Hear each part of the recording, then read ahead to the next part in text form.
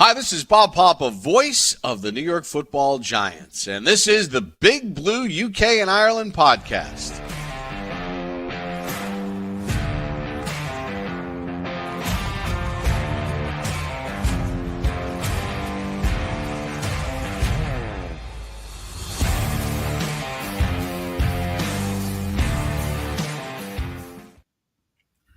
Welcome back, Giants fans, to the latest edition of the Big Blue UK and Ireland podcast. As always, proudly in association with Andy's Man Club. Remember, lads, it is okay to talk, and we're going to be doing lots and lots of talking tonight, and maybe even some ranting or venting. Anyway, we'll get it out anyway. Tonight, we're 100% British, but as always, 100% Giants, and the post-mortem on the first game in the post-Daniel Jones era is well underway. I mean, for us, it's been underway since 9 o'clock on Sunday evening, but it's underway tonight. Worst game all round probably of the season so far on Sunday. 30-7 blowout, 0-6 at home, and just an embarrassment across the whole game, really. And we scored 60 total points across those 6 games at home this season so far. So for those that are quick at maths, that's an average of 10 points a game. Congratulations, well done. And coming up next against on Thursday on Thanksgiving, we go to Dallas, who are fresh off that crazy win against the Commanders. Who thought that was going to happen, eh? So lots to look forward to this week, or maybe not to look forward to. I don't know. But yeah, it was pretty painful on Sunday, wasn't it? Have you recovered? How you doing? Yeah, not bad. I mean, I feel like I'm back for like therapy session 372 of these podcasts life cycle. In all honesty, like it's just getting to the point now where it's beyond like, oh yeah, it's a week, whatever. Therapy sessions, just all combining into one now. Yes, it's welcome to the first Big Blue UK and Ireland review where Daniel Jones is not the starting quarterback as well, which is a milestone for us all. It's interesting, we've been going for 3 years, and as Shane said, the last 2 have been pretty abysmal, so it'd be nice to not have to do therapy sessions anymore. So yeah, but it looks like we've probably got about another 6 left. And you know what? That's the craziest thing, is that it is this bad already, and we've still got 6 games to go. And it's like, can we just end it now? Can we just forfeit the last 6 games? You know, we'll take a 30-0 loss in those 6 games. Just don't put anything on the field and just leave us be for the rest of the season. We don't need to see a repeat of what we saw on Sunday for the rest of this year, because I fear for people's safety if we have to watch that again over the next 6 weekends, well, including Thursday. But if we have to watch that over the next 6 weeks again every week, then I genuinely fear for people's safety and like their like well-being and mental health, because it was horrendous to watch on Sunday. And I mean, it got to the point where I was beyond angry, was beyond any sort of just rage or anger. I was just fed up. I just had accepted the fact that we are shit and we are where we are and we're one of the worst teams in the league, and surely the only way is up, but we've still got so much to go through this season yet, so we can't really even start to look forward to anything yet. So yeah, we're in a really, really bad spot. And what more can you say about this season that hasn't been said already? Well, there's plenty to say tonight, and there's plenty to get into tonight, because we are going to get into the game against the Bucks on Sunday. If you're watching live on YouTube, go on, Shane. Do we have to? I'm just asking, just in case everyone's all of a sudden, nah, you know what? Let's just chat. Like, if we didn't have to, we wouldn't be. We would just be chatting this evening. But question, I'm probably averaging more mock drafts a week than the Giants are points right now. Wow. And I mean, and you'll find out how many points we average per game very shortly. So that's good going, Shane, to get that many mock drafts in a week. And yeah, mayonnaise, let's give thanks that we don't have season tickets. But at the same time, let's think of those that have spent their hard-earned money on the season tickets and are now just not going to end up turning up to the games, because why would you? You might as well just set the money on fire and let go. What about those people who have spent thousands of pounds on Airbnb's flights? Something tells you those people aren't going to be giving thanks this Thanksgiving Thursday. Don't. I mean, I did decide to wear a winning team today. Yeah, buddy. Although there was a point a couple of weeks ago where we were like, are we a curse? Because the Knicks were just Right. losing, the Giants were losing. Who's the other team that? We all support shit football teams. Yeah, we all support shit teams who are losing. Yeah. Like, Yeah. I mean, the only positives about this season really for any of us is Penn State and Notre Dame, right? Because FSU are shit as well. So well, we did win. We did cover. Yeah, but come on, let's roll back. Who was it against, Craig? It was against Charleston Southern, and there was a point where the first quarter ended and it was 3-0 to FSU. And I said, go on. Dan doesn't believe that's a real team. I can tell you right now. So is Charleston Southern made up of like farmers' kids or something? I was just waiting for Dan to say, isn't Charleston a dance? I mean, you're not wrong. It is a dance. But what was the final score, Craig, anyway? I genuinely can't remember. It was 30-something to 7. I suppose when you win that many games, when you win that many games in a season, they all just merge into one, don't they, Craig? Yeah, exactly. But obviously, we're already off on a tangent and we're 6 minutes in. Let's be honest. I just want to put it out there, though. The FSU quarterback was the second highest rated quarterback of the week. Against was it Dan Charleston? Charleston Southern. That kind of sounds like a league, doesn't it? Like sort of like the what's it called? Like the National League Southern. Vanarama. Is that Vanarama Southern? Is that the type of league that they're actually in? Are they part timers? Is that the reason you beat them because they're part timers? Probably. It was 41-7. 41-7. Oh, you scored 40 points. Wow. And Florida State close out. Don't have a game now until they close out their season on Sunday, and it's against Florida. Brilliant. That's a loss. Yeah. Florida State. 2-10. 2-10. How about those Knicks? Let's talk. Yeah. How about those Knicks? Absolutely. What a win last night as well.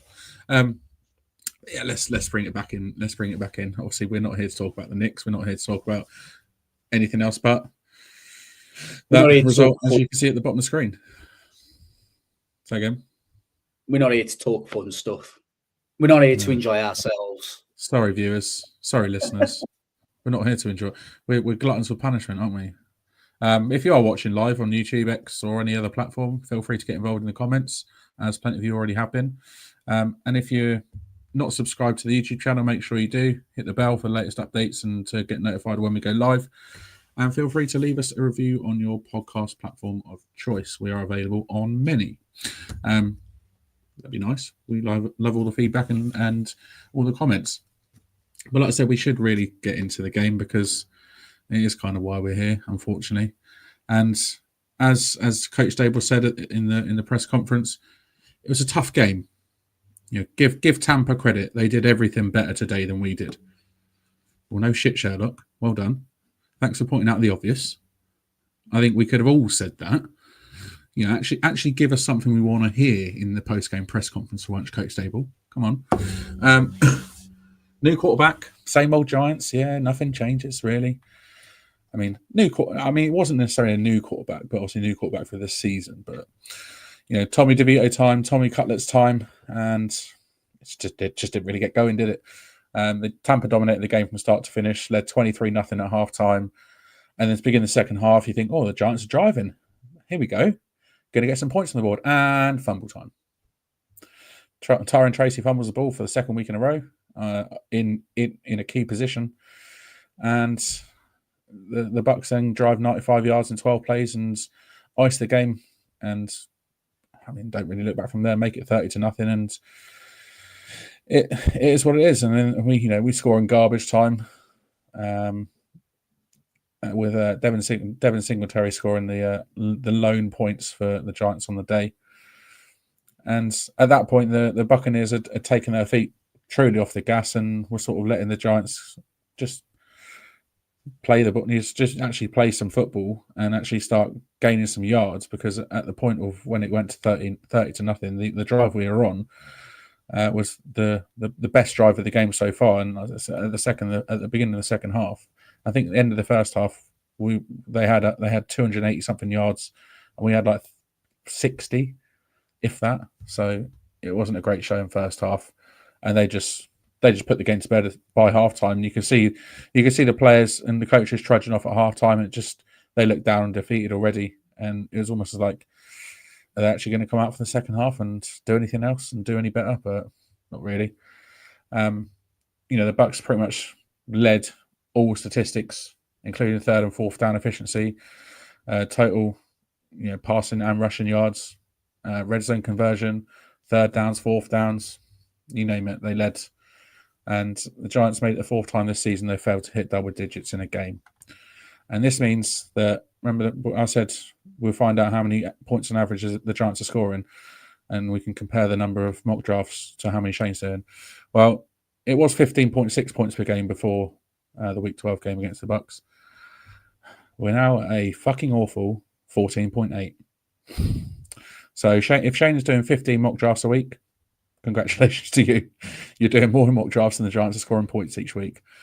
And like I said, 10 points a game at home on average, and it's the sixth game in a row where the Giants have failed to lead at any point. We didn't have a single lead, haven't had a lead in any point in the last 6 games, which is embarrassing. And the last time we actually had a lead in a game was in Week 5 against the Seahawks, which was the last game we won. So, the losses keep stacking up. The team seems to be in disarray. And like I said, there's 6 weeks left of the season. Let's talk offense, or should I say lack of offense, because there wasn't much offense going on in this game, Craig. Was there? No, there wasn't. And it's really tough this week because we've tried to look at multiple angles on how to look at this. And, normally we start this off with a main point from me, and then Kev will give me to read out, or him, the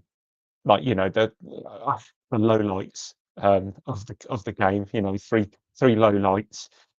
But there's just more to unpack off the field than there is on it at the moment. So it just seems pointless going into like a massive thing about one thing offensively, because we're shit across the board. Like across the board on offense, we are just not a good team, regardless of who is under center.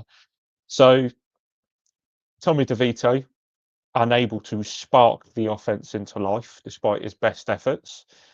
I bet you Dable's regretting that little bit from him of, we think Tommy might give us a spark.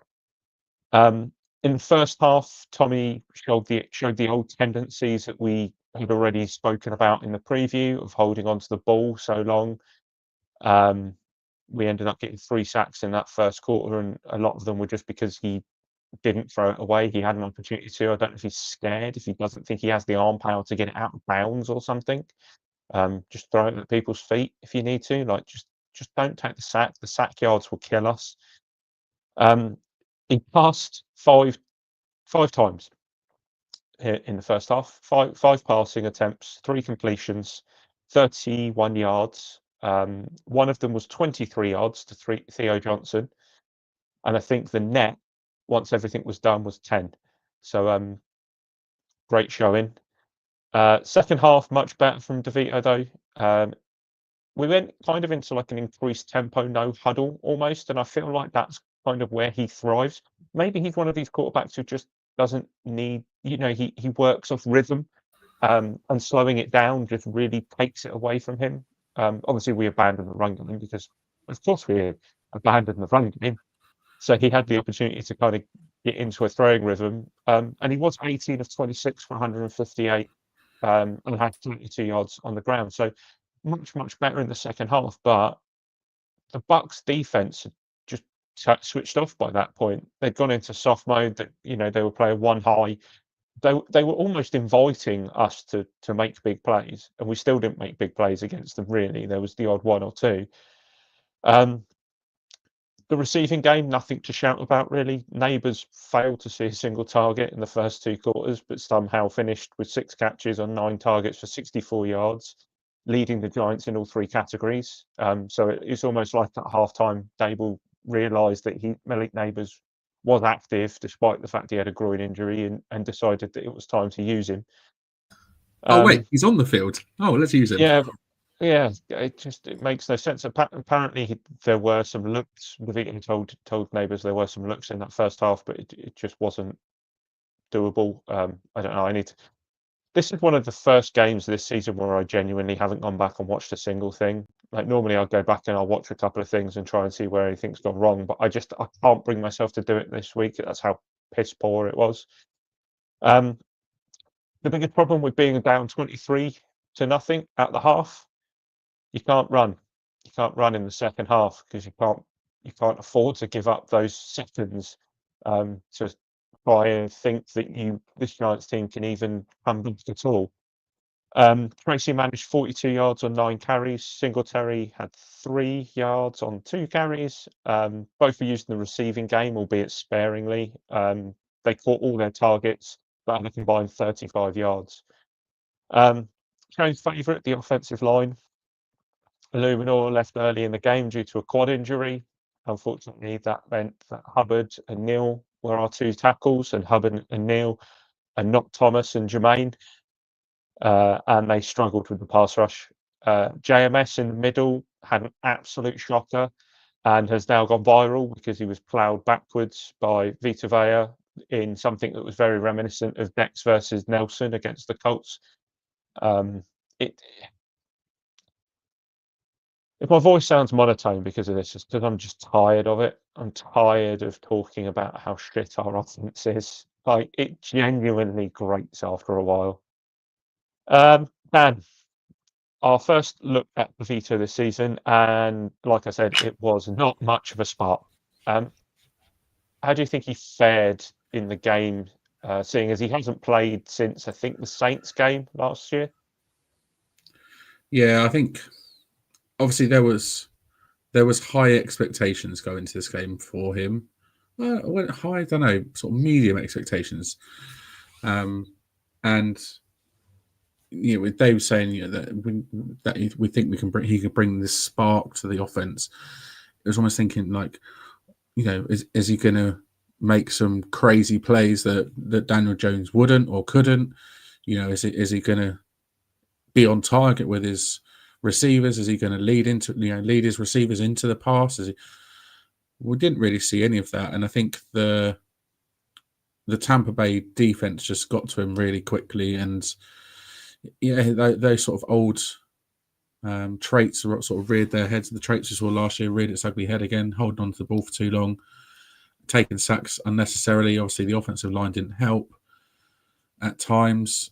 He looked like a third-string quarterback.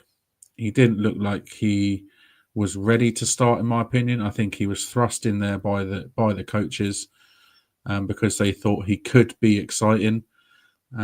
Whether the bringing the crowd in had an element to it as well. And, because at the beginning of the game, there were plenty of empty seats in the stadium, but it was relatively full. It wasn't by halftime. And, the offense in the first half was it was comically bad at points. And I think the second half, it was better.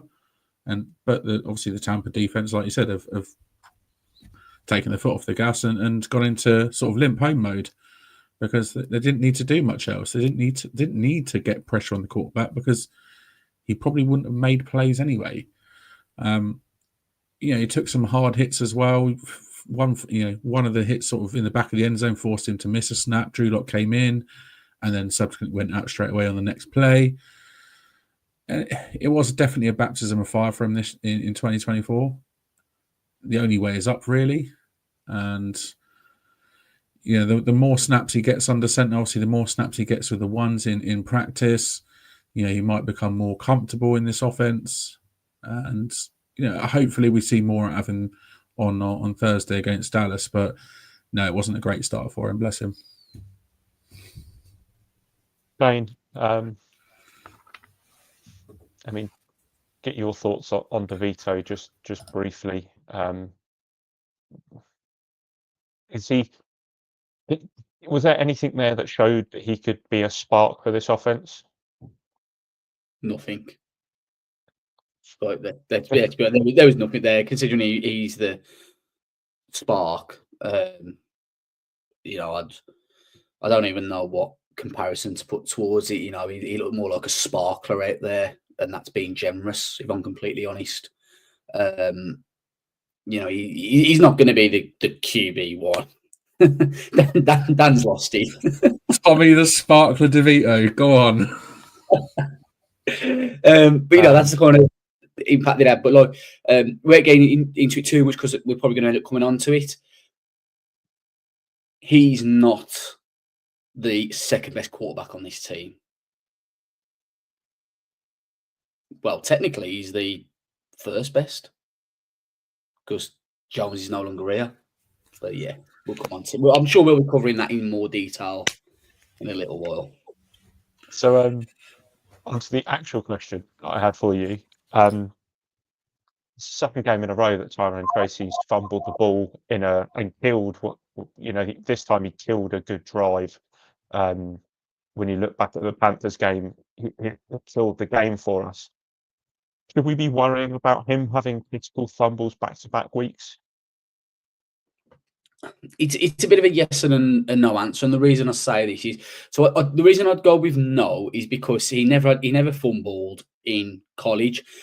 The problem with that is he only had one season as a running back, and during that season he had 114 carries with 0 fumbles. So far in his NFL career, he's had 116 carries and 3 fumbles. So the reason I'd say no is because he never had them in college, but he also didn't have many years as a running back. But then also the flip side is that this is going to be the first time he's experiencing what it's like to be fumbling in critical situations when when you're playing for your career. Essentially, it's not like you're playing and you've got your school studies to focus on as well. This is a case of if you keep doing this, you're going to be out of the league pretty soon.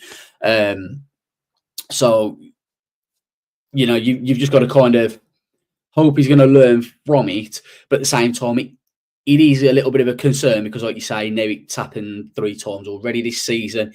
It's happened in critical situations. So the biggest thing we need him to do is learn from this quite quickly. Luckily for us, we've got a running back who likes to fumble as well in Devin Singletary, so I'm sure he's going to be getting plenty of advice on ball security. Yes, we do. Yeah, you're not wrong. You're not wrong. And as Steve rightly said, pulling him isn't going to do his confidence any favours. He's a rookie. And having Devin Singletary there, he's going to know how to deal with him pretty soon, isn't he? Mayonnaise, he's a rookie. Tiki Barber had a problem early on, become an all-timer. Exactly. And let's say all running backs on the ball. Look at 2-6 before last year. He was fairly good at fumbling the ball.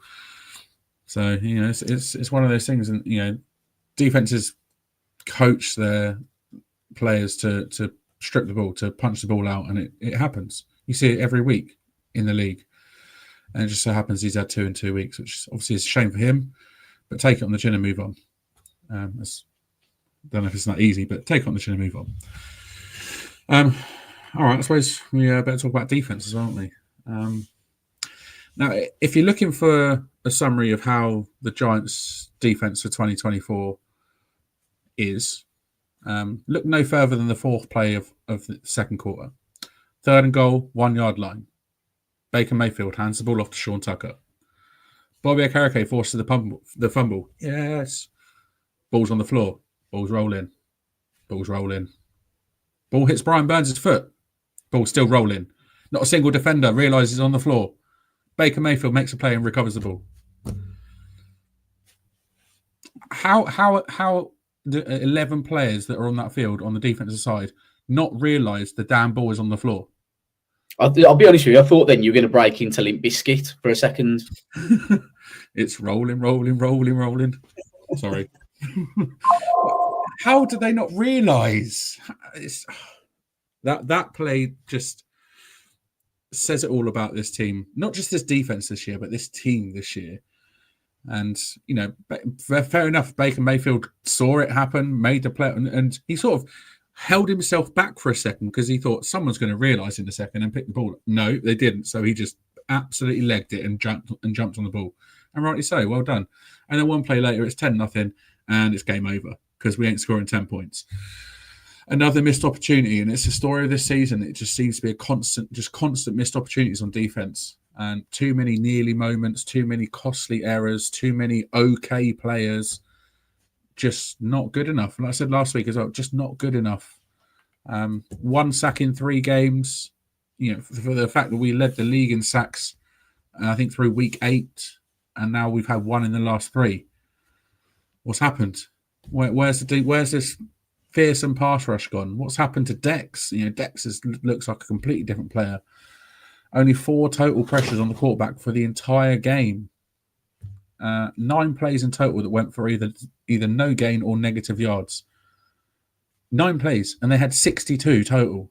Only 9 of them went for no gain or negative yardage. Not good enough. And this being against the offensive line with ex-Giant Ben Bredesen at left guard, who was the highest graded offensive lineman on the Bucks according to PFF in this game. So that's a bit of a slap around the face, isn't it? Welcome back, Ben Bredesen. Have an easy game, mate. Come on. Sort it out. And then the secondary, fucking hell, gashed again. Time after time after time. We just say this week in, week out. The secondary is getting gashed. Baker Mayfield, 24 for 30, 294 yards. Didn't pass for a touchdown, but he didn't need to. Because when every player on the ground with at least one rushing attempt scores a rushing touchdown, why do you need to pass for a touchdown? Just hand the ball off. They're going to score because you can't stop them on the fucking goal line. The Bucks had 288 yards of offense in the first half. In the first drive of the second half, thinking, something's got to change. No. We go and give up another 95. Just let them run all over us and do what they want. And at that point, you're just thinking, just stop the bleeding. Just let it stop. Just somebody do something. And I think one of the only positives on defense this week, there are 2 for me, 2 minor positives. The return of Kayvon Thibodeau, I thought he was one of the only defenders that actually tried to make an impact in this game, I think. He led the team in average depth of tackle against the run, which his impact in that run game was clear to see, but it was too easy for them at times. And then I thought Tyler Newman had quite a good game as well. 12 total tackles, pass defended. But then when the defense is on the field for over 20 minutes in the first half alone, it's always going to be a tough ask, and you're always going to be up against it. And the fact that they only scored 23 in the first half was a surprise. So, Craig, obviously the comments that were made by Dex and Burns post game, are you disappointed that between them two and the third supposed leaders on this defense, including Bobby Okereke, they all seem to have below par games by their standards? And if you're Shane Bowen right now, how do you address this defensive unit after that performance, especially in the first half? I mean, it kind of all does come down to that one person, doesn't it, in Shane Bowen? We've already had some comments coming in. Tom Harrison, Bowen be one and done. Mayonnaise saying, Mayonnaise, I don't like our defensive scheme at all. Like, I think that's something that Biz from Giant Insider said when replying to somebody who posted the viral video that's going around of Bobby O with the Bucky Irvin long just running around him. He's kind of vlogging beside him. I don't know. I was watching it and I don't know if he's just trying to protect the boundary, but then right at the end, obviously it's really soft the way he tackles him. I mean, Banks is just as bad. If you look at that video right at the end, Banks isn't exactly pushing himself to make the tackle, but Chris turned around and he just put, Bobby doesn't like the scheme. He doesn't like how he fits in the scheme, you get it, don't you? Like he was brought in to play Wink's scheme. He played amazingly under Wink, then all of a sudden he falls off a cliff, and it's got to be something other than just him, because he hasn't checked out for the whole season. Like, it was only this game that the players seemed to kind of say that or, it's only this season or the last game that he's kind of really shown it. I don't think that he's been awful for the rest of the season, but he definitely hasn't had the same impact. There's something going on here. I don't know how Bowen addresses it, because it's across the entire unit. Michael McFadden's up and down. Banks isn't playing well. Drew Phillips has been good, but he's starting to miss the odd tackle. Obviously, like you said, Nubin's been good. He did get beat a couple of times during the game. It's just we're so reliant on so many rookies and young players, and they're not buying in. And I can't see how they're going to turn it around. We bought him in for run defense, and our run. How many times have we said, "Oh, our run defense is crap"? We bought in Bowen for the run defense. Our run defense is crap. We sung it. We sung it into the heavens, really, and nothing's changed for the whole season. It's just so frustrating.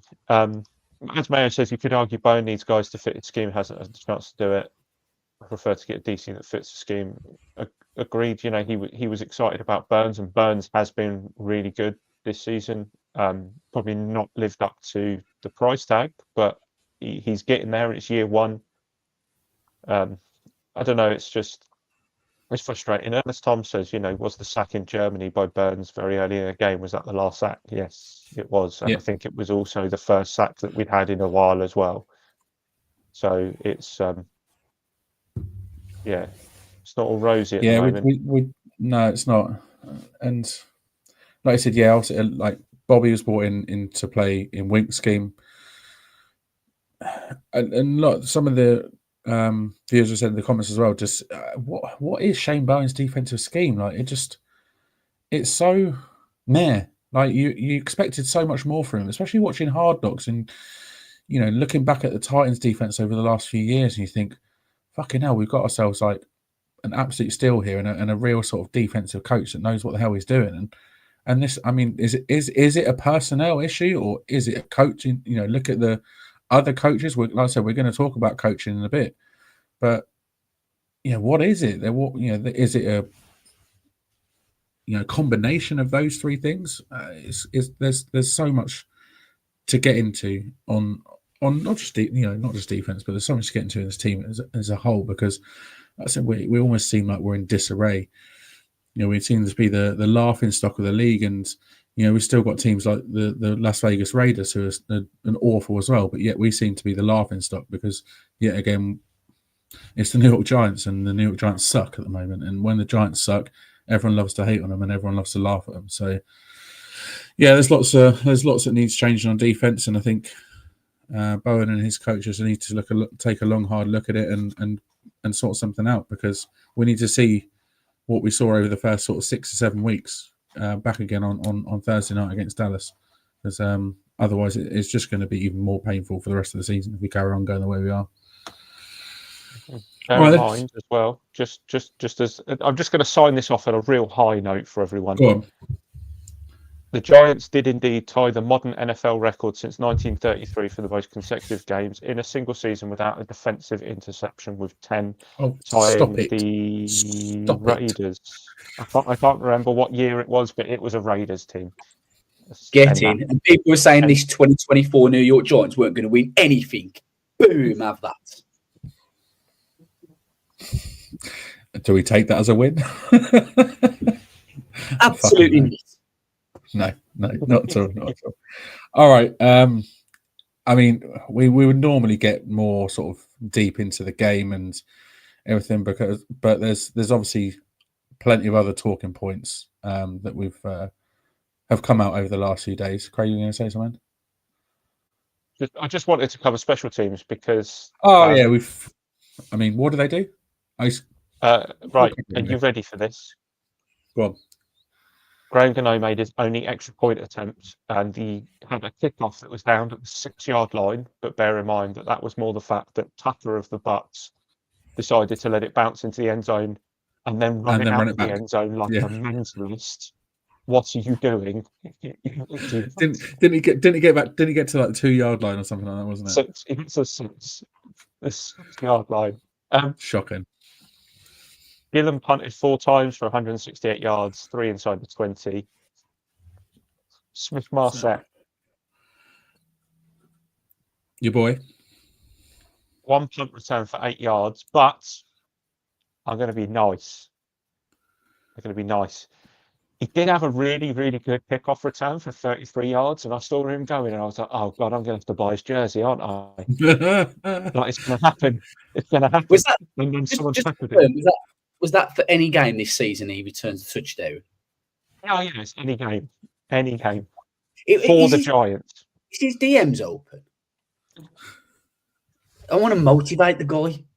Be like, look, you need to get your jersey, but you need to do this for us. Sort it out, please. You just take it to the house, mate. Come on. Take it to the house, then take off your jersey. Craig, that was for you. So, lastly on the game, how many passing yards did Tommy DeVito have in total? Did you say 100 something? Let me look at my notes. 158. 158 total passing yards. And how many punting yards did Jamie Gillen have? He was 168. Says it all. There we go. Does that say a lot about Tommy or about Jamie? I mean, the fact we had more volumes about our offense, doesn't it? The fact we had more punt yards than we did passing yards says it all, doesn't it?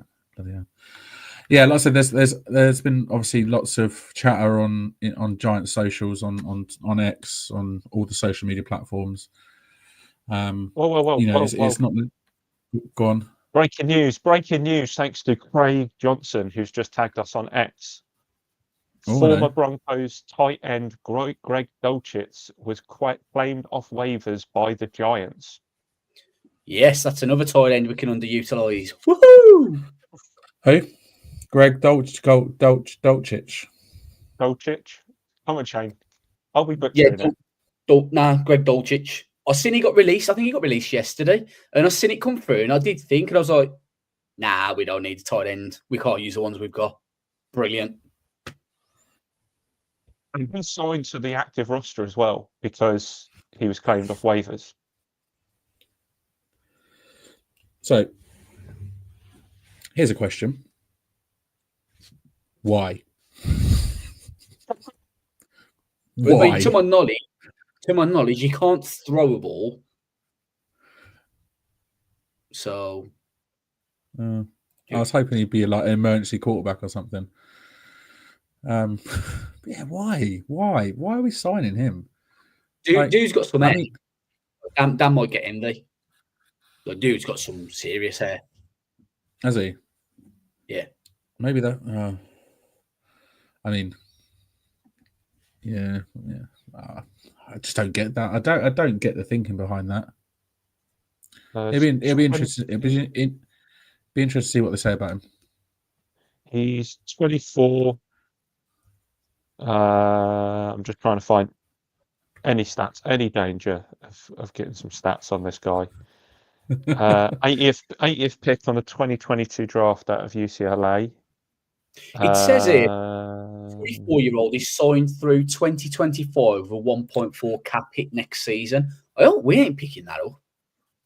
It's rookie deal, isn't it? So we'd pick it up. If you claim him on waivers, you pick up the contract. That's why no one picked up Daniel Jones, because you're not picking up that injury guarantee. Good job we don't need anything else. And I mean, he's narrowed it down to 2 teams now, hasn't he? Isn't it the Vikings and Ravens? I think. Yeah, Vikings and Ravens. High hopes.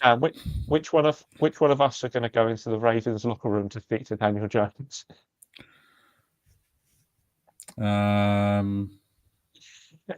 We'll flip a coin for it. We'll flip a coin. Right, so 16 games in 3 years for the Broncos for Dulcich. 41 receptions, 464 yards, 2 touchdowns. The thing is, I actually don't mind him. Look, I know a bit about him from when he was coming out as a rookie. I don't mind Greg Dulcich. I don't think he's a bad tight end. The problem is, we've butchered Daniel Bellinger's career. Let's be blatantly honest. We don't use Theo Johnson the way we should be using him. So what, why? What we're going to do to this guy? We're just going to try and ruin this guy's career. Yeah, it's a funny one. There's got to be a reason for it. Sorry, Dan. Hey-ho. Anyway, we It's all right. could move on. It's just a bit of breaking news. Before we Play move the on, 16 games. Go on. do we just make a public service announcement? The things might be about to get a little bit bumpy and a little bit tasty. If you ain't had your dessert yet, there might be some servings going on here that might be a little bit sensitive to hearing and a little bit defensive of Brian Dable and Joe Shane. May want to turn it down slightly. I'm strapped in. It's a good job you are, because another little bit of breaking news that's just really, really shocking to all of us. Aziz Ojulari is going on to injured reserve because of his toe injury. A toe injury, and he's gone IR. No surgery required, and not major, but the injury will take a few weeks to heal. Prayers up.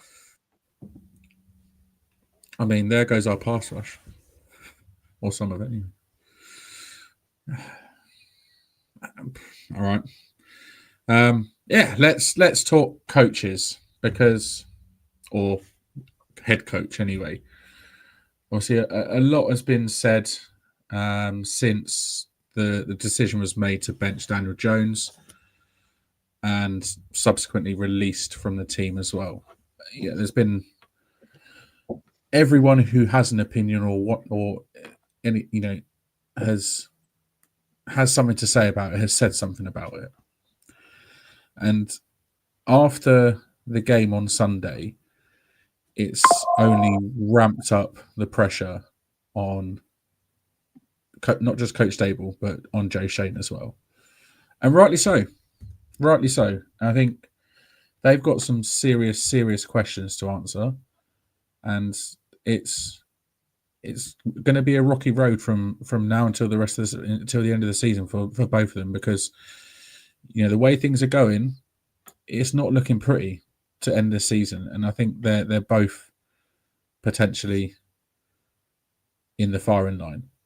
But Craig, we're going to start with Coach Dable and just his mishandling of the situation.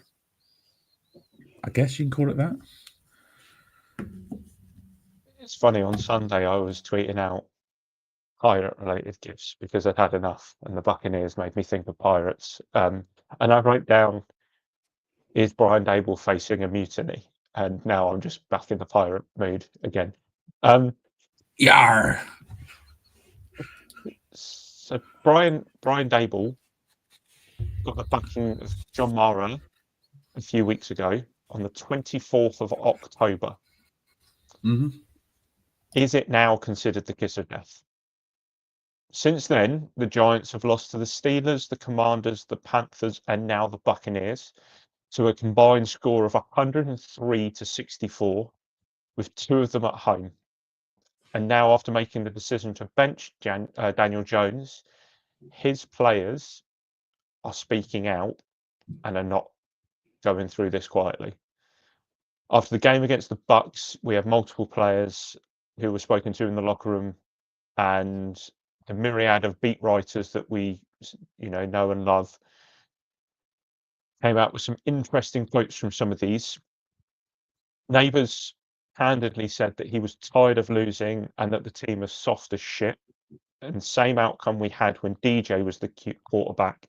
It ain't the quarterback, which many have taken as a dig at Dable's play calling.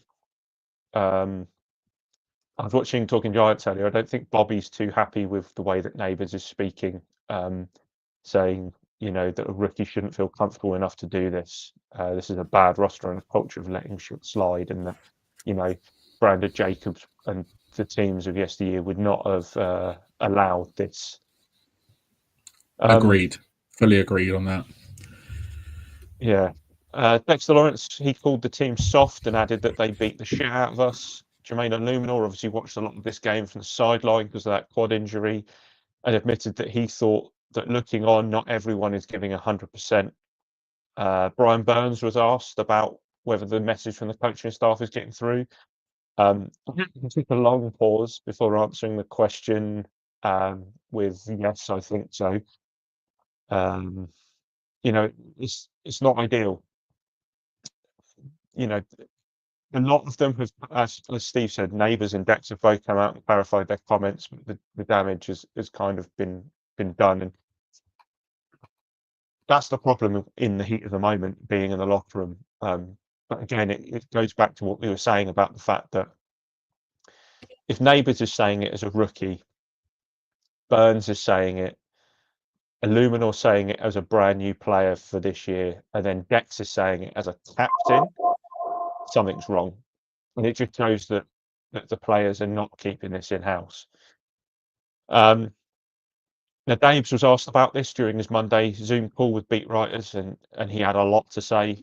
He started by mentioning that they watched the tape and didn't believe that the team was soft or anyone looked like they were giving up. I'm not sure what parts of the tape he was watching, but he definitely didn't watch that Bobby Okereke play. He also mentioned that they would stay status quo in terms of how we prepare, especially on a short week, which is unsurprising. And in response to the suggestions that he should give up play calling responsibilities, that was in response to the suggestion that he should give up play calling responsibilities, because there are a lot of people inside the beat writers sort of area who think that he's stretched too thin by taking on play calling and having to manage a roster, and it's the management of the roster that's clearly being affected by this. And let's be honest, his offense is averaging less points per game than Kafka's was last year. So he also mentioned that he'd spoken to Leak since his outburst, and that he said he was a very competitive individual and that I've got to do a better job of getting the ball in his hands early. But bear in mind, this is the same player who, in Hard Knocks, was spoken to about how do you handle losing and how do you handle not being targeted in a game. And I think he was pretty clear in what his thought process was around not liking losing and not liking not being targeted early in games. So it's not a surprise. Shane, coach multiple players are damning, and then you add in that Dex and multiple others were vocal about Jones being the best option at quarterback still.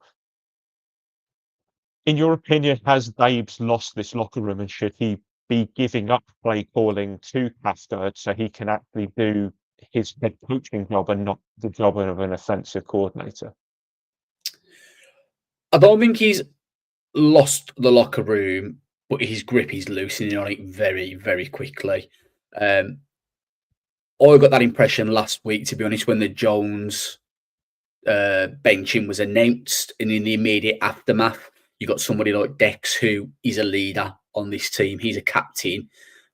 He's one of our best players. He spoke out, I believe it was at a charity event, about it. And straight away to me, I just thought, that's not going to go down well. And when you've got someone like your when you've got someone like your defensive leader and your captain coming out and saying that's going to resonate with the rest of the locker room. And like I say, you just throw in other things that have happened in the lead up to this. Like, let's go back about a month or so ago when Tay Banks' effort was questioned on more than one occasion. And what did we do? Ian Banks, little tap on the bum, carry on, go out there, you carry on doing your job. And then he decided to bench him halfway through the Pittsburgh game. But he'd already had two instances then of poor effort in two different games prior to that. So the damage was already done. So, I think it's been something that's been starting to loosen his grip over the last few weeks. In terms of him giving up the play calling, absolutely.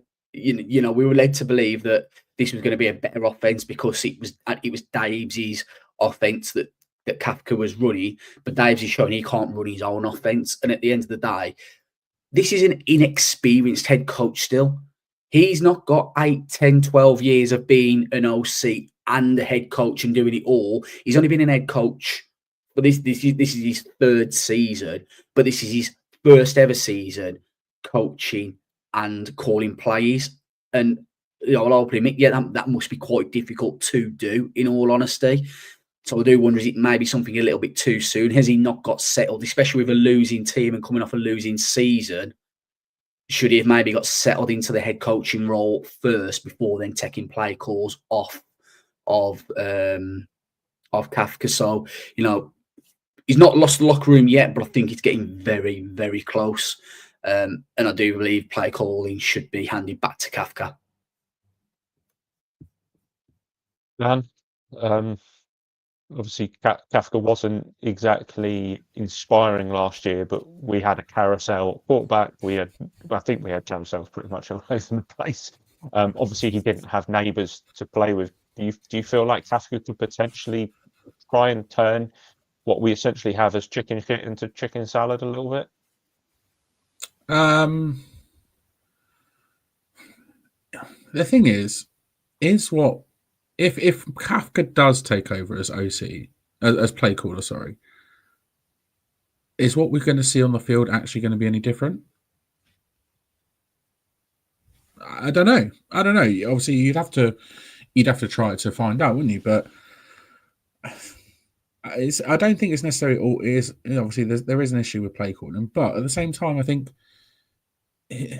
if he's this fantastic offensive mind and this offensive guru and can do everything, then I mean, there's only so much he can do with a shit offense. With a quarterback who essentially can't play in that position in the National Football League. He's we're talking about Daniel Jones here. He's a good backup. He's not a starting quarterback in the NFL, and we know that, and we've seen that over the last 5.5 years. So there's only so much you can do with him. There's only so much you're going to be able to do with Tommy DeVito. There's only so much you're going to be able to do with Drew Lock.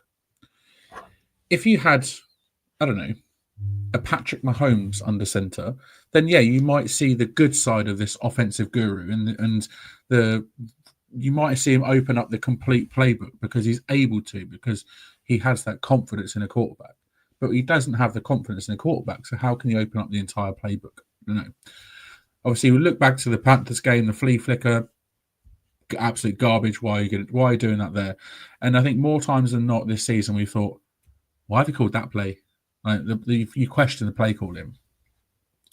But I definitely think he needs to do something, and he needs to do something fast. I think he, like Shane said, I agree with that. I think he's not lost the locker room, but he's on the way to losing it. And there seems to be like you said, like Bobby said on Talking Tonight, there seems to be a lack of discipline, of letting things slide.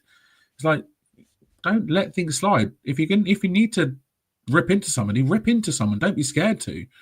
But even you didn't really see that on the sideline this week with Daves. It's almost like, oh, here we go again. And after Tracy fumbled the ball, it was like you just saw him sort of chatting on the sideline, and it's surely you're going to be a little bit pissed and a little bit frustrated and want to sort of vent that anger somewhere, but you just didn't see it from him this week. Can you imagine like a Tom Coughlin or a Bill Parcells allowing things to slide and not having discipline in the locker room? No. So the fact that we don't seem to have discipline in the locker room is a massive concern for me. And I think, when the going gets tough, there's bound to be that sort of tension between coaches and players. But the fact that Jermaine Lumen was questioning whether players are given 100% or not, I think it's a disgrace. Players should be given 100% week in, week out, because they get paid a shit ton of money. And then if they're not giving 100% on that field week in, week out, get them off the fucking team. Don't pay them. Simple as that. Fine them. Do something. But if they're not giving 100% week in, week out, they don't deserve to be on the field. And looking back at the whole thing with Banks, yeah, he was benched, but he should have been benched from the start of that game. We said that straight away. He should have been benched at the start of the game, not midway through the game. Because what sort of lesson is that teaching him? Not teaching him a lesson at all. And I mean, at the end of the day, every single player, like I said, on that field gets paid handsomely to do their job and turn up and do their job every Sunday. And to put that sort of performance on Sunday on the field in front of everyone in the stadium and in front of everybody watching on TV, I think it's more embarrassing for the players than the coaches. So maybe the players are feeling the heat and the embarrassment, and that's why they're in the heat of the moment saying things and maybe shouldn't have done. But there's definitely something Dave needs to sort out, because, like I said, the lack of discipline in the locker room is a big concern for me. There's a lot of comments coming through, so sort of, we appreciate it. Obviously, we're going to try and highlight some. We're still going to be talking about, I say we, Shane is going to talk about Joe Shane in a minute, so I won't bring Shane up on Shane.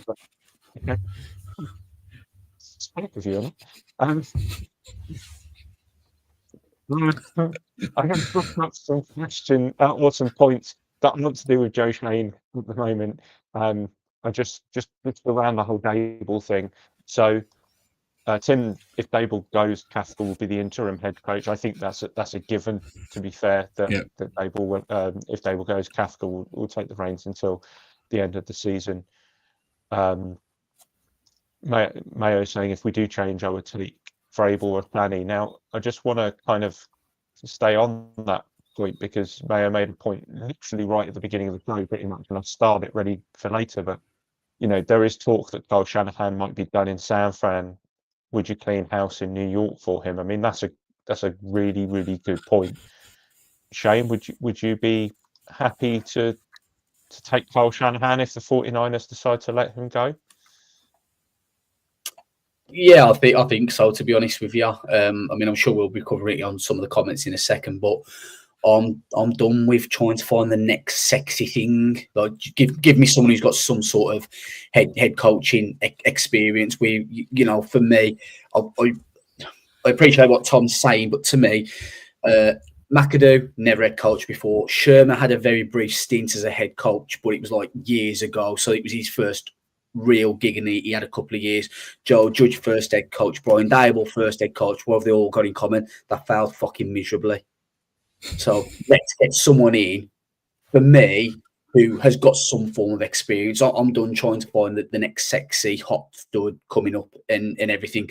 I think this organisation right now needs to stop doing the same thing. What is it? They say the definition of insanity is doing the same thing over and over, expecting different results. We're stuck in that at the minute. We keep doing the same thing. We keep trying to hire a first-time head coach, and we're getting the same results. So for me, let's go back to basics a little bit. Let's go back to someone who's got good experience as a head coach. So for me, it would be kind of a Kyle Shanahan or Mike Vrabel that I'd be preferring. I know Craig would prefer the Bill Belichick route, which I fully respect.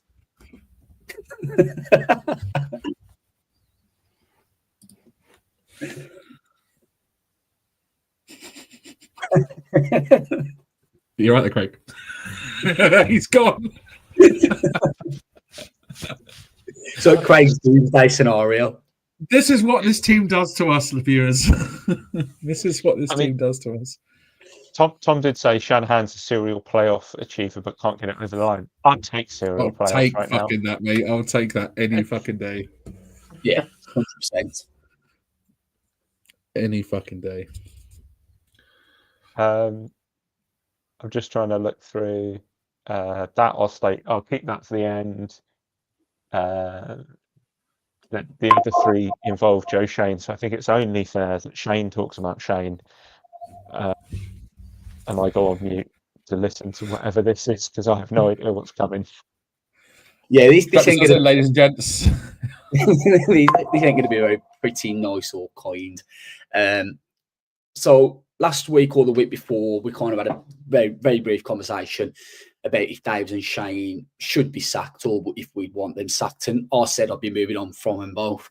And to be quite honest, I've seen nothing since I've said that comment, both on and off the field, that's making me think I might have been harsh. And then Craig said he's spoken about Dave, so it's only now we speak about the guy that hired him in General Manager Joe Shane. And there's some might disagree with me here, and I won't argue with those that do, because everyone's entitled to their opinion. But right now, I honestly feel Joe Shane has made more wrong decisions than he's made correct decisions during his time as a general manager of the New York Giants. If we look at his free agent moves to begin with, he's let the likes of Love, McKinney, and Saquon walk. Now, two of those players right now are the best in the NFL. They're probably going to be all pros, and they're going to be contenders for individual awards and potentially competing on playoff teams as well. His draft classes leave a lot to be desired, in my opinion. I mentioned to you guys yesterday in our group chat that it feels like every year we go, yes, good draft class. They have a first year, and it's like, yeah, promise here that this draft class can really kick on now. And then in the second season in the league, they fucking fall off a cliff. It's happened 2 years in a row, and to be perfectly honest, yes, this draft class is doing really well right now. But based on the previous 2 years, I fully expect this year's draft class to drop off next year. You look at when he gets involved into trading, the trades that he has or he hasn't made. Okay, he got rid of Tony. Applaud that move. Congratulations, well done. But you brought in Darren Waller, who then retired 12 months later. You moved up one space in a draft class to take Tay Banks, who is looking not like a first-round cornerback right now, when you had Banks or Joey Porter Jr. about to drop into your lap. So was that a right move? Maybe not. But then if we look at the McKinney and Saquon one, so we decided to let them two walk. You didn't want to pay them. But rather than trade them at the deadline, when we might have got better picks than what we'll get via compensatory picks. So we're currently down to get 4th for McKinney, and we're getting nothing for Saquon. And this is because of the contract that we offer to John Runyon cancels the Saquon out. So, okay, we might not have got better picks than we would have got via the comp, but I don't believe we had any serious offers because I don't believe Joe Shane was ever going to trade either of them. I think it would have given the wrong impression to ownership, to fans, and to the locker room. But to me, we're now going to get a 4th round pick for 2 of the best players right now in the National Football League. You know, I'm sure you could have at least got a 3rd round pick for one, if not both of those. And then we look at this season. Slayton and Aziz are both free agents at the end of the year. I was in favour of keeping both. I will openly admit that. However, from a general manager's perspective, was it worth keeping both? If you know that you're going to be moving on from Daniel Jones, and you could very well acquire draft picks that you may then need to go up and move up to get your quarterback, or to build around said quarterback, getting some weapons, and boost that odds in the offensive line again. But instead, both are probably going to hit free agency this off season, and we're not going to get those comp picks until the 2026 draft, and that is providing that we then don't sign other free agents that cancel out those comp picks. So it then becomes a point of, is a 5th round pick at least something as opposed to nothing? Because if we end up signing a free agent for similar value, we're not going to get anything. So that's kind of where I'm at on the Joe Shane situation. Now, bear in mind the hiring of Dable and how that's starting to turn out. The Daniel Jones contract and the free agent signings, and that includes those that we didn't re-sign and we opted to let hit free agency. Bear in mind how our draft classes seem to be turning out going into their second seasons of the league. Craig, do you trust Joe Shane, if he stays, to not only draft the correct quarterback, but also his judgment on Dave's if he opts to keep him? Or alternatively, do you trust his judgment in his ability to hire the correct coach if we were to move on from Dable? Right now, no, because if you look at what we saw in Hard Knocks, I just want to go off on a little bit of a tangent here. I was talking to Brian from the Irish NFL show earlier, who obviously friend of the pod and a Giants fan, and we were talking about Hard Knocks at the beginning of the season, and how I think one of us said while we were doing the preview or the review pods for the Irish NFL show that from the end of the season, Hard Knocks is either going to make or break Joe Shane because of what was shown. And we saw that he was interested in a quarterback. Dable was in love with Jaden Daniels, and look what Jaden Daniels has done. So, I do feel like Labes has got the smarts there to look at a quarterback and see. Do I trust Joe Shane to do it? No, not by himself. Not by himself. I honestly think that Joe Shane needs to lean on Brandon Brown and Dabes, or whoever this new head coach is, if he decides to bring in a new head coach, to pick the quarterback.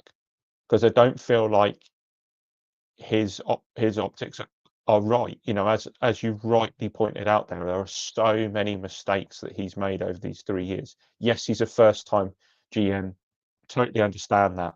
We completely obliterated our front office and rebuilt it from the ground up with a brand new GM and a brand new head coach, using an old scouting team for his first draft and then his put together scouting team with his analytics departments for the next two. And as you said, we love that first draft class for that first season, and then it just doesn't seem to happen the seasons after.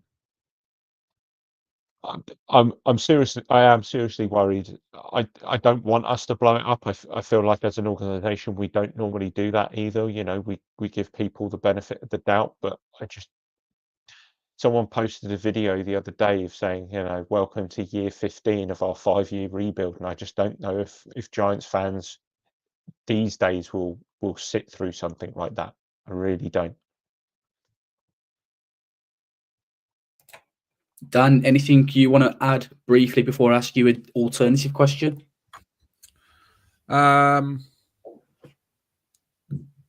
think Joe Shane's got a hell of a lot of work ahead of him, and a hell of there's lots of decisions he's made that haven't played out well, and more decisions he's made that haven't played out well that have played out well, and so he's got a lot to answer for to the owners. We all know what John Mara thought about Saquon before he was traded. He wasn't going to sleep well, and I'm sure he's probably not been sleeping well since. So he's a first time GM. Yes, he's in year 3. It's still not good enough. It's just something about what's happened over the last 3 years just makes me think that he is not good enough to be the general manager. But at the same time, in all likelihood, do I see him leaving at the end of the season? Do I see him being fired at the end of the season? No, I don't. I don't see him being fired at the end of the season. And he's got a massive off season ahead of him, and he really needs to make the right decisions, and he really needs to get this team in a better place, because what we're seeing at the moment is just beyond awful, and we've seen it for far too long, and something needs to change, and needs to change soon. So for now, at least, Dan, excuse me, we're going to assume that Daves and Shane are back for next year. What coordinators and positional coaches do you think are in real danger of being sacked, or at least what would you? And I know this sounds harsh, as we never like to see people lose their jobs, but who would you like to see sacked, or at least you'd not be upset to see let go at the end of the year, similar to our reactions to Bobby Johnson? I don't think there's many that I'd say I'm happy for them to stay.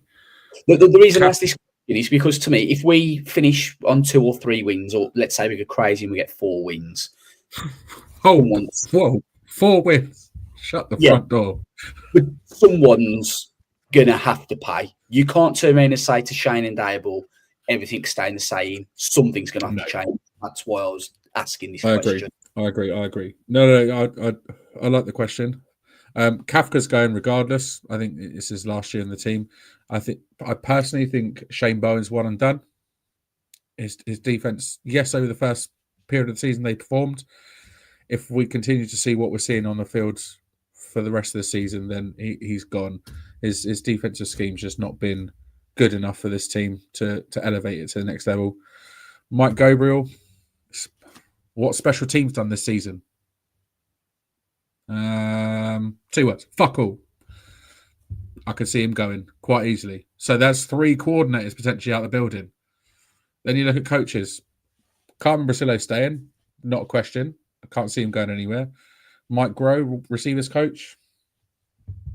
Again, maybe not. I don't know. What's he got to work with? Yeah, he's got Neighbours. Has Neighbours improved? I don't know. Then you got Shay Tierney, quarterbacks coach. See you later, mate. Because he clearly haven't improved Daniel Jones. What makes you think you can improve the next franchise quarterback that's coming in? So I think Shay Tierney goes. On defense, Jerome Henderson, DBs. I mean, DBs have been fucking awful this year, so see you later, mate. I think the only one of the defensive coaches I can hand on heart say will stay is Andre Patterson. So there's 2, maybe 3 coaches out of all of them that are potentially going to stay. Brasillo might grow potentially, I don't know, and Andre Patterson. The rest, I can't see any of them staying. Maybe even the running backs coach, what's his name, Joel Thomas. Maybe him, because obviously he's done wonders with Tyron Tracy, so maybe he'll stay. But the rest of them, they've not done enough.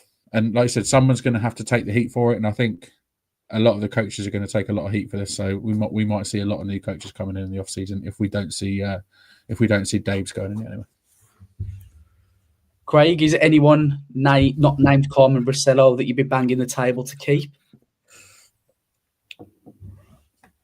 Do you know what? I don't think anyone goes apart from Kafka. I think surprise me. If Daves and Shane stay, the only one who might get sacrificed is Shane Bowen, but I've got a feeling that they'll turn around and say, "Look, this is year one. You can't just not give a guy a second year." Michael Gabriel, year one. There was a little point at the beginning of the season where people were saying if Mike Kafka goes and gets a head coaching job, then Shea Tierney will be our offensive coordinator. The next OC, yeah. He's loved by Dable. He won't go anywhere. Carmen Brasillo is not going anywhere, as we've said. I genuinely, I'll tell you what. The only other person who I could see going, I agree with Dan, is where is he? Jerome Henderson, defensive passing game coordinator and DB coach. I mean, we can't defend the pass, and we can't defend the pass, and the DBs have been shit. So, what reason are you going to stay around? The problem is as well, like Deontay Banks isn't developing. Cordell Flott's not really developing. 5th round pick, wonder star last year, who got benched very quickly. Old Dominion guy. What's his name? Trey Hawkins. Not developing. So, yeah, very true. I mean, they are all things that we said about the offensive line last year, and look what happened. Yeah, exactly. So, bringing an experienced head in Carmen, and look what happens. Yeah, Modog, I like that Modog. Yeah, Andre Patterson. Yeah, I think he stays. Absolutely. I think there's no. The thing is, obviously, without Dex on that D line, obviously we're below par. But there's only so much you can do with the players you got. We all know we need depth on the D line. So there's only so much he can do with the players he's got, and I think he's been there for a long time, and he's been there with Dex for a while. So I think it'd be stupid to get rid of him because he's clearly liked in the building as well. Jamie, the train with Shane has taken a lot of bookings this week. It probably has. Shane's train's probably taken a lot of bookings. Right. The comments are crazy again still. So is it time that we kind of maybe have a little look at some of the bits that are in there? Because let's do it. Right. So this is where I kind of kept a few back because they were also talking about Joe Shane as well. But Tom Harrison, sadly, both should be sacked. No point sacking them next year after a bad start with a rookie QB. Clean house now. Let a new regime reboot us. Stable looks lost.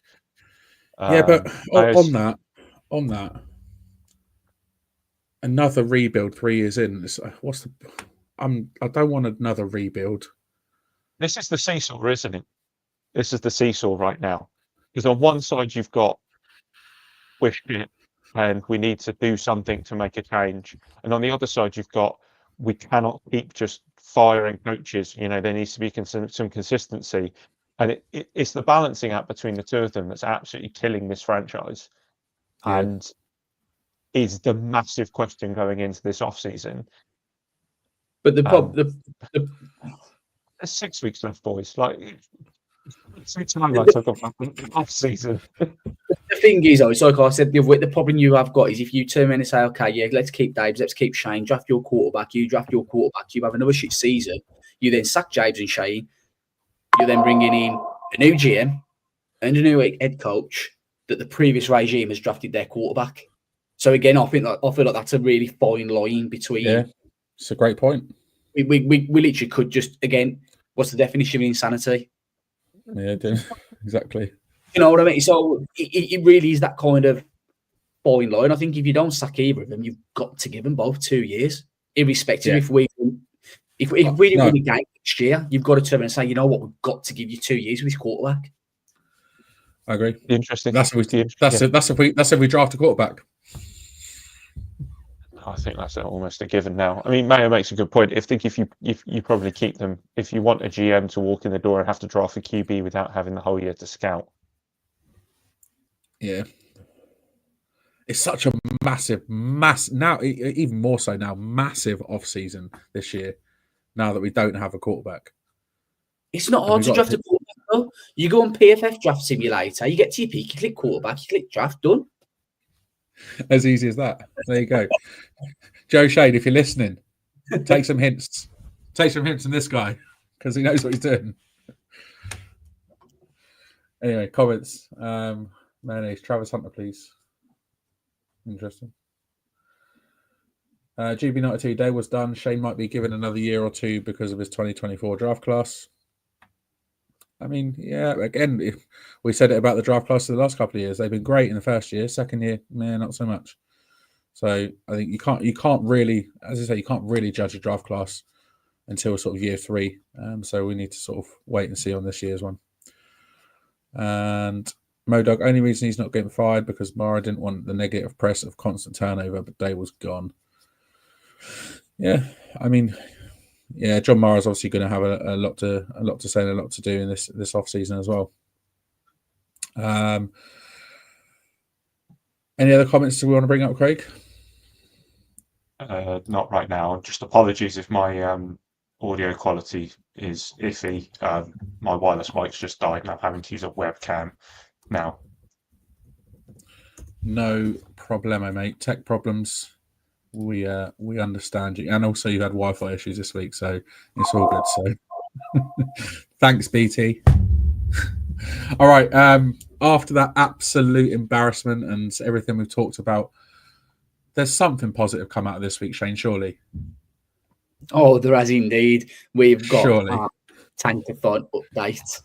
Hold on. Boom boom. Boom boom. Boom boom. It is that time again where we get the Big Blue UK and Ireland tankathon update. Now, just before we go into this, Craig, are we bringing up tankathon update first or the college players from the past weekend? I don't know. It's your segment, so.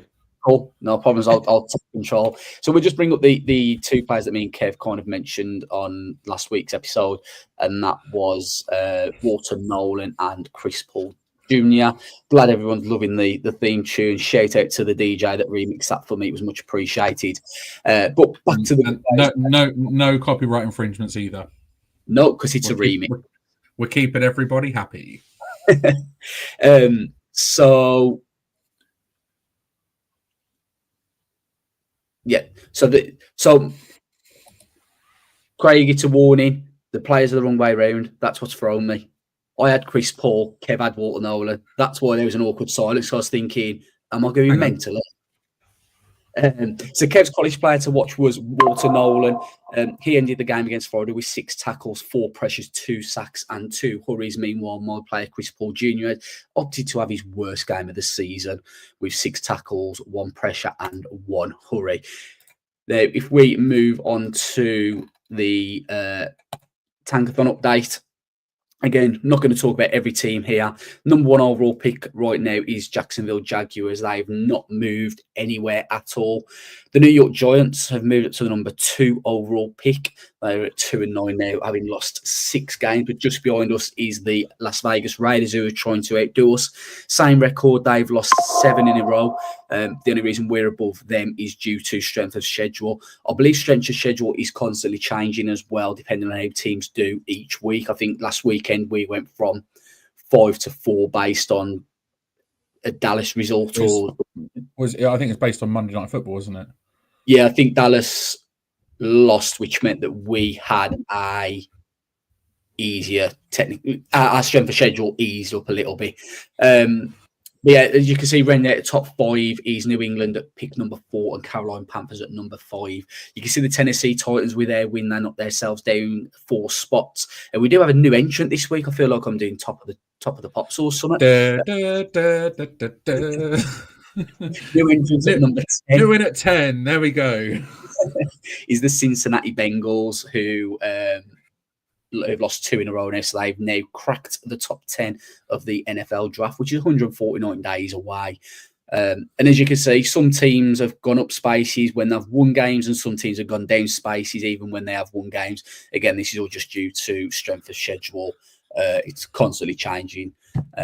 So yeah, that's where we're at the minute. Pick number 2, prime spot to get a quarterback if we wanted to. We're led to believe that there's 2 quarterbacks worth taking. If you listen to most analysts, and the team above us already has a quarterback in Trevor Lawrence. So, hopefully someone would fall to us, or we trade up and get that number 1 pick and decide who we have rather than see who falls into our laps. I mean, you say they've got Trevor Lawrence, and he's not going anywhere. But is Trevor Lawrence the guy in Jacksonville? Because the record says he ain't. The record says he ain't to me. Generational can't miss talent is, I believe, the words that was used when he was coming out. I think the only thing that's generational about him is his hair. The biggest problem the Jags have is that contract. Yeah, true. Very true. Now on that, obviously, the 2 players that you mentioned, both Ole Miss, they went and lost to Florida this weekend, didn't they? So it wasn't a good weekend for either of them. But definitely keep an eye out for those 2, because I think, am I right in saying Ole Miss are doing fairly well this year? They was doing well, but that record kind of that loss for them at the weekend has impacted them. They now dropped down to 15. I think that might have been 9 before the week started. Yeah, that was ranked. That was ranked 9 last week, and they've now dropped down to 15 because of that defeat. Nice. All right. Obviously, coming up on our preview pods, obviously 2 more players to look out for this weekend. So appreciate that. And obviously, the last time we picked number 2 in the draft, 2018. Anyone remember that? Yeah. Oh God. Hopefully, if we are at number 2 in the draft in April, then we need to make the right decision. Joe Shane needs to make the right decision, and not draft a running back at number 2. Isn't there a really good running back out of Boise State, Shane? You could say that. Although if you're led to believe he's going to Dallas already, that's a lock apparently. There you go, mayonnaise in the comments.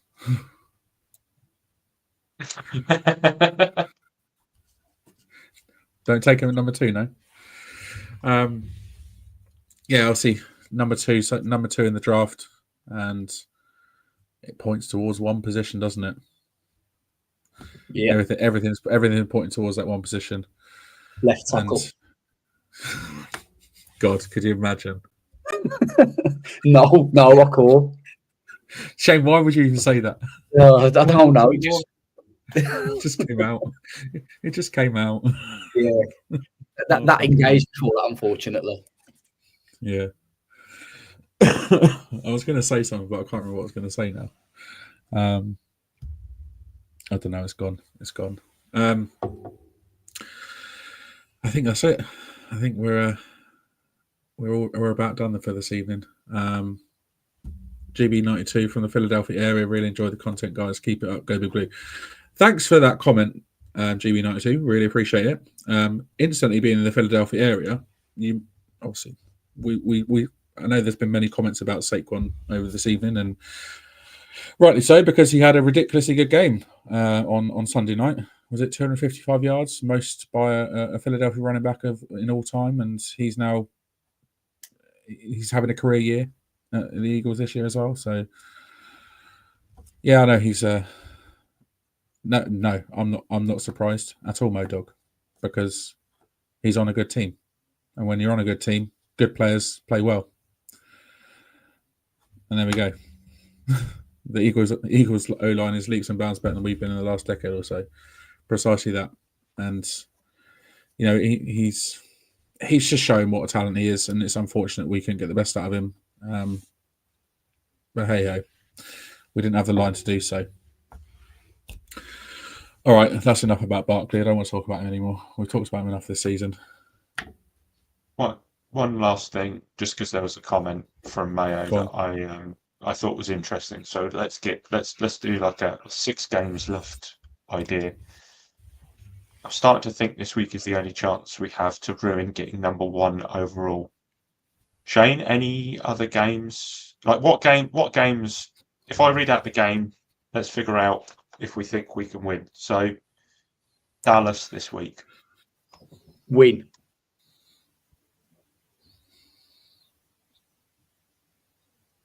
Is this a lie?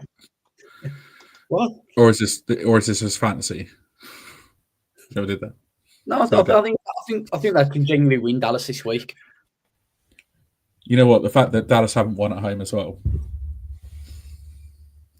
They've not won at home this season. We've not won at home this season. We're the road team this week. What is that? Oh God. So are we going to kick ourselves in the nuts and win this weekend at Dallas?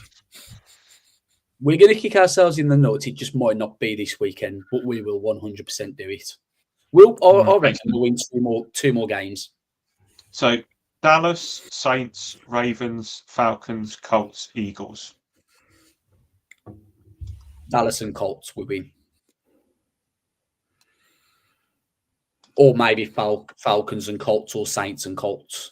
I just see us winning two games that knocks us back to like pick 4 or pick 6. A bit like last year, and we're all going to be fucked off. This is the New York simple things like getting the number 1 overall pick to decide who we want. Yeah, it's too easy, isn't it? Yeah, it's way too easy. Good things don't happen to good people. I can't see us beating the Colts because we're at home, and we suck at home. Out of all of those games coming up, the only game I can see us winning is this week, potentially. The rest of them, Saints are so hot and cold. Who knows what team you're getting each week, and then the rest of them, not a chance. Not a chance. So my worry is that we go into the Link on the last game of the season and they've got fuck all to play for. Oh yeah, we lose to Philly and we get number 1 overall pick. But if we beat Philly, we drop to number 6 overall pick or some shit like that. Imagine. And the thing is, like this season as well, there's so many bad teams in the league, isn't there? I mean, you look at that top 10 and it's like, I think, was it the top 5 or top 6 only have 2 wins? And we're in week 12 and there's the top 3, sorry. And then you go down who saw the Bengals being 4-7 for 12 weeks? I mean, and the fact that Cleveland won, the Cleveland Browns beat the Steelers on Thursday Night Football as well. I didn't have the Browns winning a single game for the rest of the season, but you know they can thank the snow for that. You look at it there. You've got 8 teams within 1 win of each other. It's mad, isn't it? And it always seems to be when we need a player at a star position, a quarterback. And we Giants don't do Leeds, and clearly neither do Man City. I thought you liked that one, Dan. Steve, you've made my evening. Did they lose though? Have they lost 6 in a row? Please tell me they lost. I think that was 3-0 up and then 3-3. Oh, banter. Wow, that's hilarious. Oh yeah, 3-3 at home to Feyenoord. Oh, at least they didn't lose, so that's a positive for them. Right, let's end it. Tangent here. Yeah, let's end it. That is all we have time for this evening. We'll be back tomorrow night, 8:30 p.m. tomorrow evening, to preview the Thanksgiving game at Jerry World, because obviously it's on Thursday, so we're going to do the preview tomorrow. Cooper Rush against Tommy DeVito, most likely, and the rejuvenated Dallas Cowboys on Thursday evening. Looking forward to that game. Chances are it's probably one of the only games we'll win this season if we do win it at all. Can we get a win on Thanksgiving? Find out tomorrow. Find out what we think tomorrow. Anything else to add before we go, guys? No, just, we're really shit. Like, we are really shit right now. We're 2-9. But, the comments definitely help. These podcasts, I don't look forward to us playing on a Sunday. I dread us playing every weekend, but I do look forward to taking part in these podcasts or listening to them if I'm unable to get on. So, that's the one highlight to supporting this team is these podcasts and all the listeners and viewers who get interacting with us. So, thanks to everyone who's done it tonight. Please do tune back in if you can tomorrow at 8:30 to get involved with us again. Yeah, absolutely. We go we go again tomorrow. Yeah, we do it all again in 24 hours. Can't wait. Can't wait to talk about this shit football team again. Shane, good news is we were playing on Thursday, so no game on Sunday to worry about. You know what? That is going to be a blessing, be it to be able to sit back and relax and just watch Red Zone on Sunday. Beautiful. Not have to worry about the Giants playing. It's better as well because I'm up at 4 a.m. Friday morning, so I ain't fucking watching the game either. Even better. I will be because I don't have to be up early on Sunday. On Friday, sorry. But yeah, looking forward to tomorrow, getting to the game. Obviously, yeah, Dallas coming off the back of that win. Could go on a little bit of a run themselves. And I mean, it's always a good game against the Cowboys. And it's always nice to get one over on them. But I think at the stage we are in the season, it's going to be tough. But yeah, make sure you tune back in tomorrow if you can.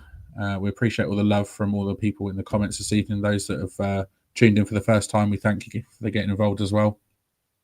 Check out all our socials, the latest news, follow links in the description to all our social networks. Give this episode a big thumbs up. We're now on Blue Sky as well, so give us a follow on there.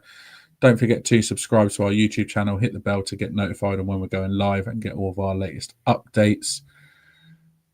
Also, to those that are watching and those that are listening back to the recorded version, we appreciate your love. And to those watching live, thanks for getting involved in the comments. You've made this evening a lot more bearable, so we really appreciate it. And as usual, my thanks go to Craig and to Shane for joining me. We're signing off until tomorrow night. Let's go Giants.